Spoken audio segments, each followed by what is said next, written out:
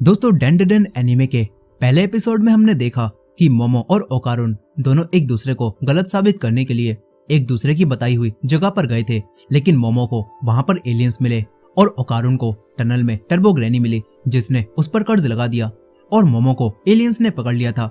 लेकिन फिर ओकारुन भी वहीं पर आ गया और मोमो ने अपनी साइकिक पावर को जगाकर एलियंस को हरा दिया था और वो ओकारुन को लेकर वहां से बाहर आ गई थी।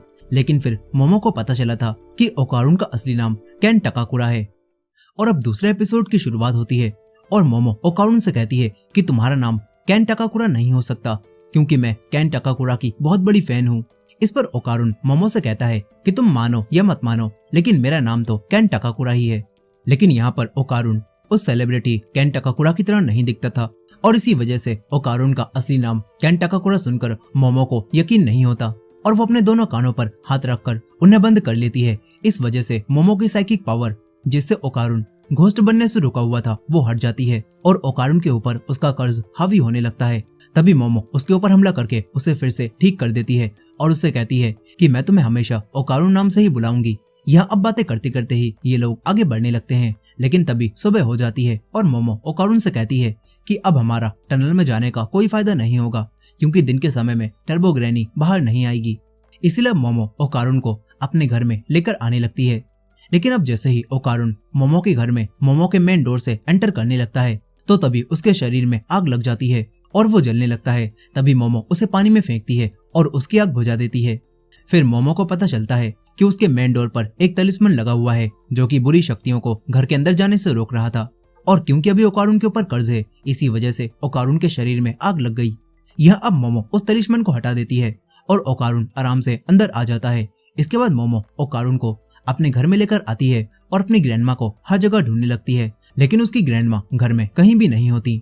इसके बाद मोमो अपने रूम में कपड़े चेंज करने जाने लगती है, लेकिन मोमो के दूर जाते ही ओकारुन का कर्ज फिर से उस पर हावी होने लगता है और इस वजह से मोमो को अब डोर खोलकर ही अपने कपड़े चेंज करने पड़ते हैं। इसके बाद मोमो ओकारुन से कहती है कि टर्बो ग्रैनी कह रही थी कि उसने तुम्हारा केला चुरा लिया और इसी वजह से तुम पर ये कर्ज हावी है। ये सुनकर ओकारुन तुरंत ही उस जगह पर चेक करता है और सच में वहां पर कुछ भी नहीं था। ये देखकर ओकारुन काफी डर जाता है। तभी मोमो उससे कहती है कि मुझे भी दिखाओ, लेकिन ओकारुन उसे दिखाने से मना करने लगता है। तभी मोमो उससे कहती है कि जब वहां पर कुछ है ही नहीं तो दिखाने में कैसी शर्म। लेकिन ओकारुन कहता है कि वहां कुछ हो या फिर ना हो लेकिन मैं नहीं दिखाऊंगा। यहाँ अब ये दोनों एक दूसरे पर इल्जाम लगाने लगते हैं और फिर मोमो कहती है कि तुम्हारी बेट की वजह से ही ये सब हुआ है।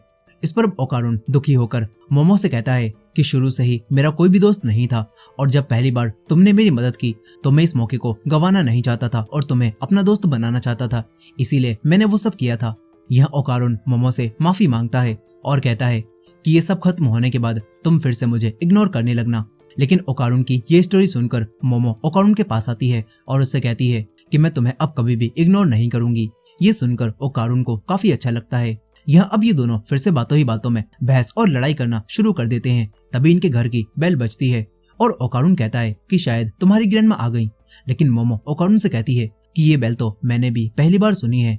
मोमो बताती है कि मेरी ग्रैंडमा ने इस घर में 2 बेल लगाई हैं, एक आम लोगों के लिए और एक स्पिरिट्स के लिए, और ये बेल जो कि अभी बजी वो स्पिरिट्स के लिए थी। यहाँ मोमो को वही तलिस्मन हटा हुआ दिखता है जो कि उसने हटाया था और वो समझ जाती है कि मेन डोर से तलिस्मन हटाने की वजह से ही अब घोस्ट भी यहाँ पर आने लगे हैं। ये सब जानने के बाद ये दोनों काफी डर जाते हैं और घर के पीछे वाले डोर से बाहर जाने लगते हैं। तभी अचानक से इनके घर के चारों तरफ अजीब सी दीवारें बन जाती हैं जो कि इन्हें यहाँ से बाहर जाने से रोकती हैं और तभी इन दोनों के मुंह से खून निकलने लगता है। ये देखकर ये दोनों और भी ज्यादा डर जाते हैं। तभी इनके सामने एक बहुत खतरनाक घोस्ट आता है जो इनसे कहता है कि तुमने अपना वादा तोड़ दिया। इतना बोलकर वो घोस्ट इन दोनों पर हमला करके इन्हें पीटने लगता है। यहाँ ये दोनों इस घोस्ट से बचने की कोशिश करते हैं, लेकिन ये घोस्ट इन पर लगातार हमला करता रहता है और इनसे कहता है कि मुझे अपना बनाना ऑर्गन दे दो। इसके बाद ये दोनों एक घर के पीछे जाकर छुप जाते हैं जहाँ ओकारुन मोमो को बताता है कि शायद ये कोई घोस्ट नहीं है बल्कि ये एक एलियन है जिसको अमेरिका में पहले भी देखा गया था। यहाँ ये एलियन अपने मुंह से अजीब तरह की स्मोक छोड़ता है जो कि काफी खतरनाक थी और ये देखकर मोमो ओकारुन से कहती है कि हमने अगर जल्दी ही कुछ नहीं किया तो हम लोग मारे जाएंगे।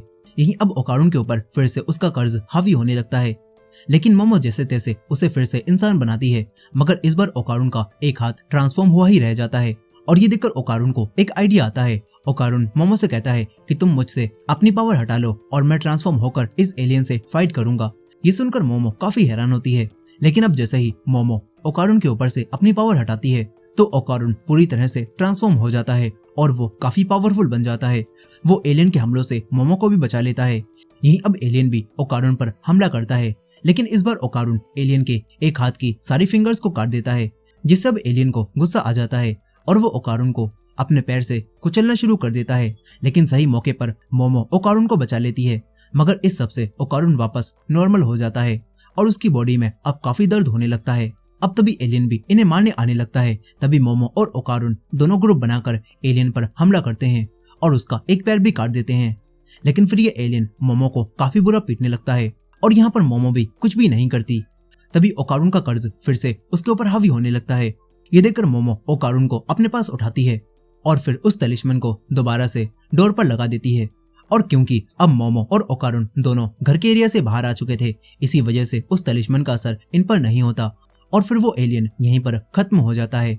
इसके बाद सब कुछ वापस नॉर्मल हो जाता है और ये देखकर ओकारुन और मोमो काफी खुश होते हैं। लेकिन यहाँ पर मोमो ने आज अपनी पावर बहुत ज्यादा यूज कर ली थी, इसी वजह से वो यहाँ बेहोश हो जाती है और मोमो के बेहोश होते ही ओकारुन फिर से घोस्ट में ट्रांसफॉर्म होने लगता है। और इसी एंडिंग के साथ डेंडेन एनिमे का एपिसोड 2 भी यहीं पर खत्म हो जाता है। दोस्तों, आगे के एपिसोड्स को देखने के लिए हमारे चैनल को सब्सक्राइब करना मत भूलेगा और ये वीडियो पसंद आई हो तो वीडियो को लाइक भी जरूर कीजिएगा। मिलते हैं नेक्स्ट एपिसोड में।